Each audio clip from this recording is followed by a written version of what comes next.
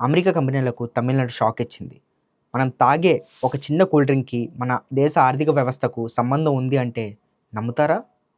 పక్కనే ఉన్న తమిళనాడులో హోటళ్ల యాజమానుల సంఘం ఒక సంచలన నిర్ణయం తీసుకుంది.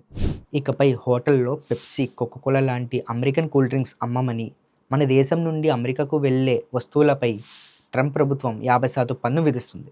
దీనికి సమాధానంగా తమిళనాడు హోటల్స్ అసోసియేషన్ ఈ నిర్ణయం తీసుకుంది.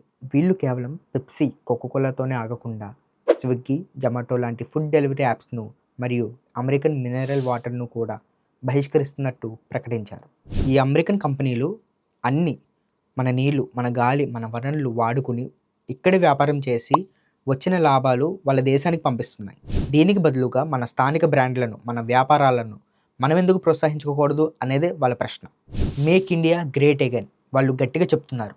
తమిళనాడు తీసుకున్న ఈ నిర్ణయం గురించి మీరేమనుకుంటున్నారు? మన తెలుగు రాష్ట్రాల్లోని హోటళ్ళు, వ్యాపారాలు కూడా మన లోకల్ బ్రాండ్స్‌ని వాడడం మొదలుపెడితే మన ఆర్థిక వ్యవస్థపై ఎలాంటి ప్రభావం ఉంటుంది? ఇది ఒక కూల్ డ్రింక్ కథ కాదు. మన ఆత్మ గౌరవానికి, మన దేశభక్తికి సంబంధించిన విషయం. ఈ సీరియస్ టాపిక్‌పై మీ అభిప్రాయం ఏమిటో కింద కామెంట్ సెక్షన్‌లో చెప్పండి. Like, subscribe, press the bell icon.